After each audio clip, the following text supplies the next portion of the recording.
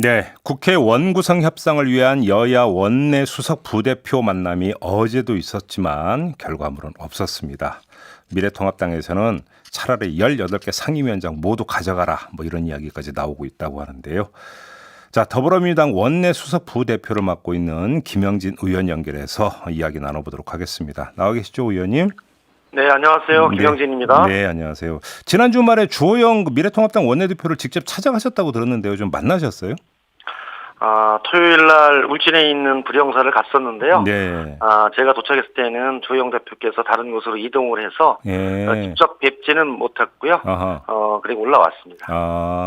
못 만나셨군요. 네네네. 알겠습니다. 어제도 그 미래통합당의 김성원 원내 수석하고 그 만나셨다고 하던데 좀 얘기가 진척이 된 게 있습니까?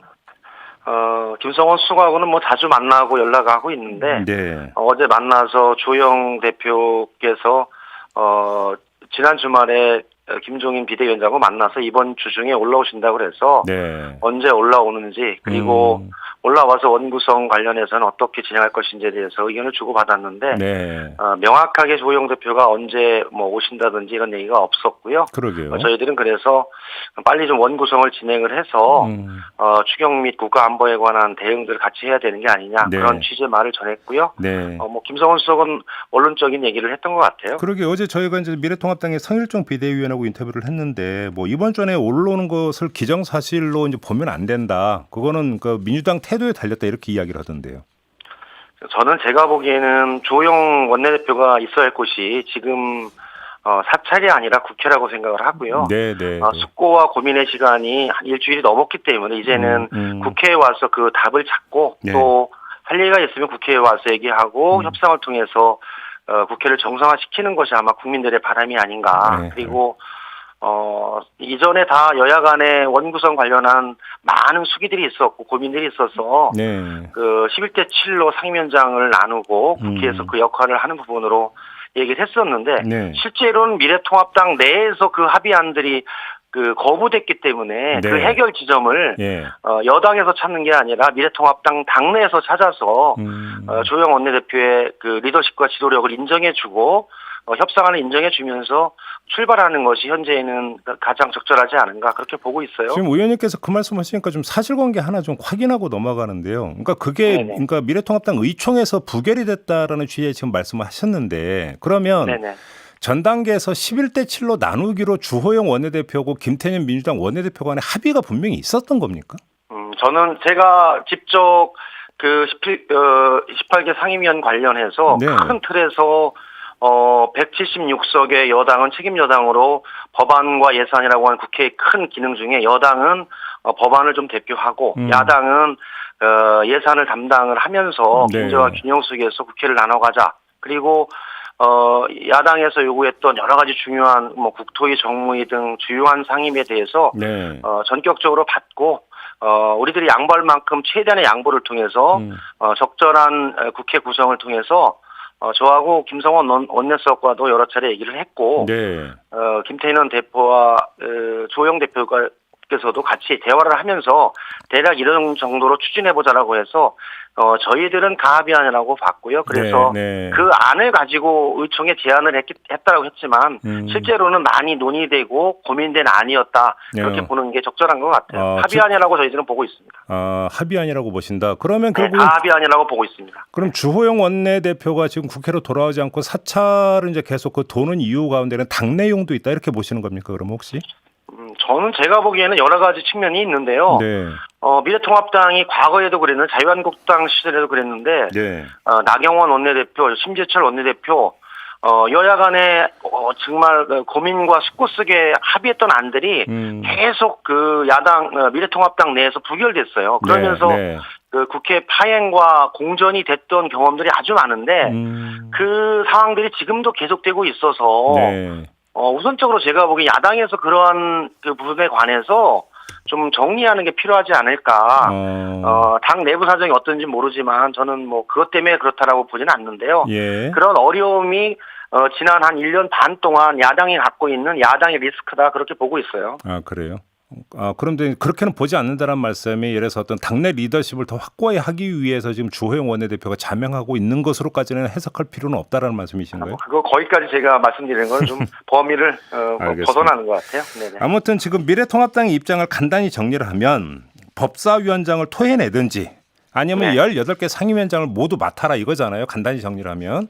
예. 자, 그럼 한번 좀 나눠서 질문 드릴게요. 법사위원장을 다시 원위치할 여지가 조금이라도 있습니까, 혹시? 저는 국회 기능 중에 아까 말씀드렸듯이 네. 크게 법안과 예산이라고 하는 두 가지의 기능들을 국회가 진행을 하는데 네. 21대 총선에서 민주당이 받았던 의석이 176석이고 네. 미래통합당이 103석의 그 의석을 받아서 그 의석 비율대로 국회를 구성하는 것이 위임된 권력에 맞는 국회 구성이라고 보고요. 예. 그러면 책임 여당으로서 현재 코로나 위기, 국가 안보 여러 가지 상황 속에서 여당이 법사위를 맡아서 현재 위기를 돌파해 나가는 것이 필요하다라고 하는 시대적 요구도 있고 네. 특히 의석이 176석이라고 한다면 책임을 전하가는 그 여당이기 때문에 법사위를 책임져 나가는 것이 필요하고요. 과거에 법사위 자체가 우리 국정의 발목을 잡는다든지 아니면 시간 끌기를 한다든지 파행의 원인이 되는 부분들을 이제 여당이 법사위를 맡아서 법사위를 개혁하고 그런 일이 없게끔 하겠다라고 하는 그런 약속하에서 법사위를 맡고 15일 날 선출을 해서 윤호중 법사위원장을 선출을 했기 때문에 네. 그것은 협상의 대상이 될 수 없다 그렇게 보고 있습니다. 미래통합당 일각에서 그런 얘기가 나오는 것 같은데요. 혹시 그러면 전반기 법사위원장은 민주당이 맡는데 그러니까 하반기 법사위원장은 미래통합당이 맡는 방안이 혹시 논의가 된 바가 있습니까? 협상 테이블에서. 협상 테이블에서 그렇게 얘기된 적은 없고요. 네. 1년의 임기인 그 더불어민주당의 원내대표와 2년 임기인 박병석 국회의장이 4년 전체에 그 국회 운영에 관한 합의를 할 수 있는 권한을 위임받은 게 없고요. 두 번째는 전자에 말씀드렸듯이 법사위는 이제 총선 결과로 나왔던 176석의 국민의 뜻을 잘 국회에 담아내고 법안과 예산들을 서로 여야가 맡아서 책임 국회를 만드는 것이 필요한 상황이기 때문에 이제 큰 틀에서 보면 우리 국회가 과거 20대 국회에서 법사위가 모든 법안을 발목 잡아서 시간을 끌고 정쟁의 수단으로 이용되는 부분들을 또다시 하겠다라고 하는 저는 반증이라고 보거든요. 그래서 그런 국회는 이제 청산해야 된다. 알겠습니다. 21대 국회는 일하는 국회로 가자는 취지라고 본다면 그 책임을 여당이 맡고 예결위를 야당이 맡아서 하는 것이 국민들이 바라는 바가 아닌가 그렇게 보고 있습니다. 정리하면 하반기 국회 운영과 관련해서는 논의할 여지도 없고 해서도 안 된다는 말씀을 이해하면 되는 거죠? 의원님? 하반기는 제가 보기엔 하반기에 임기를 맡은 하반기 국회의장과 하반기에 여야 원내대표들이 그 시대적인 요구와 국회 상황 그리고 의석수 이런 부분을 가지고 다시 논의해서 결정하면 될 것 같아요. 알겠습니다. 자, 그러면 두 번째 18개 상임위원장을 그냥 민주당에서 다 맡는 그 가능성이 결국 이 이야기만 해야 될 것 같은데요. 여지가 있다고 보십니까?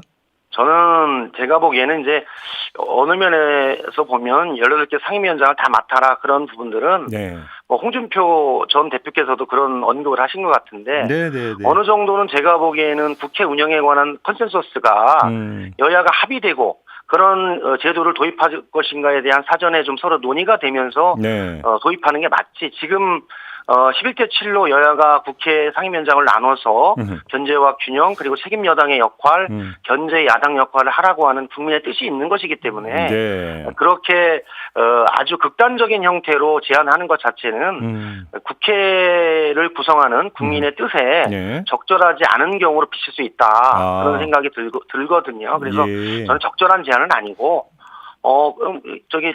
미래통합당에서도 이번 176대 103석의 의석이고 또 52%와 41%의 국민의 지지가 있었다. 그것을 존중하는 게 국회다. 이렇게 말씀을 하시는 예가 많기 때문에 그에 맞춰서 국회를 구성하는 게 맞다. 그렇게 보고요. 좀 합리적인 그 선택과 결단이 필요한 시기가 아닌가. 그러면 그렇게 보고 있습니다. 민주당 원내 지도부 차원에서는 18개 상임위원장 자리를 모두 맡는 거에 대해서는 그럼 진지하게 검토한 바가 없다는 말씀이시네요. 그러면?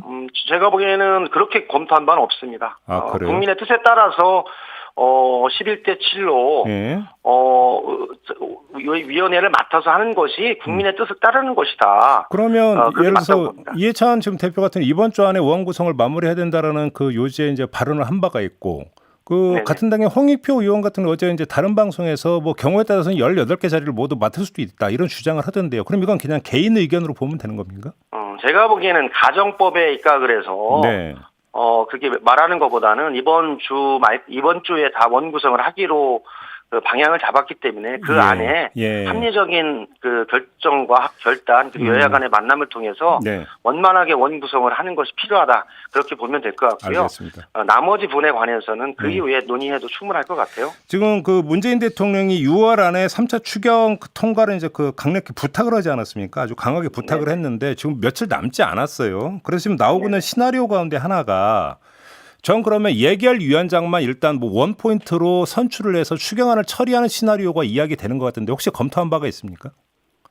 현재 사실은 추경이 국회 제출된 지가 16일째고요. 네. 35.3조고 취약계층, 저소득층, 소상공인 그리고 청년들, 실업자에 대한 고용보험 등 정말 중요한 그 예산들이 포함이 돼 있어서 네. 이 예산들이 8, 9월에 그 현장에 투입되지 않으면 경제 숨이 멈출 수도 있는 그런 상황이고 예. 대규모 실직이 예정되고 있어서 저희는 대단히 필요하다고 보고요. 아마 네.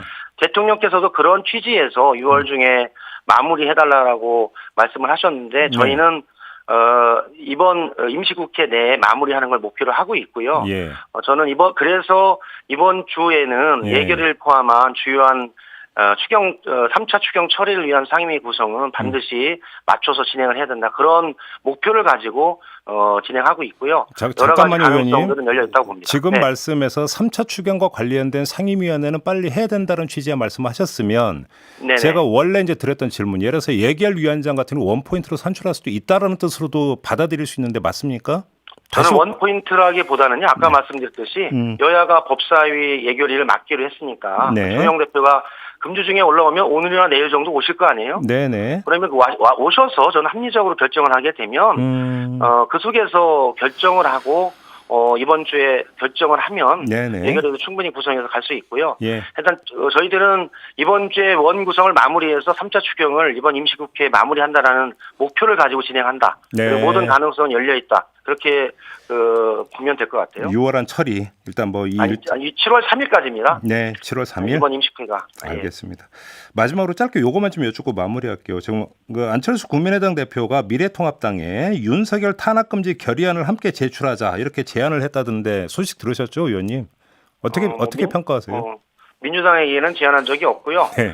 제가 보기엔 안철수 대표는 좀 가끔가다 상황이 안 맞는 제안들을 많이 하시는 것 같아요. 예전에도 제가 MB 아바타입니까? 이런 질문을 해서 여러 사람을 당혹하게 했는데 이것도 윤석열 총장과 추미애 장관이 사법 부분을 담당하는 장관과 총장으로서 원활하게 자기 맡은 역할을 잘 해나가면서 네. 개혁들을 진행하는 것이 저는 적절하고 예. 그 여러 가지 관련해서 여야라든지 누가 제안하고 막 그러는 것은 적절하지 않은 발언이고 이런 제안도 특별하게 적절하지 않은 제안이다. 그냥 검찰총장으로서 역할을 잘 직분을 수행하면 되고 정치권이 그 문제에 관해서 많이 개입하는 것은 현재 좋은 상황이 아니다. 그렇게 보고 있습니다. 그냥 적절하지 않은 게 아니라 특별하게 적절하지 않다고 말씀하시네요. 알겠습니다. 좋은 제안은 아닌 것 같습니다. 알겠습니다. 자, 말씀 여기까지 드릴게요. 고맙습니다, 의원님. 네, 고맙습니다. 네, 지금까지 민주당 원내 수석부대표를 맡고 있는 김영진 의원이었습니다.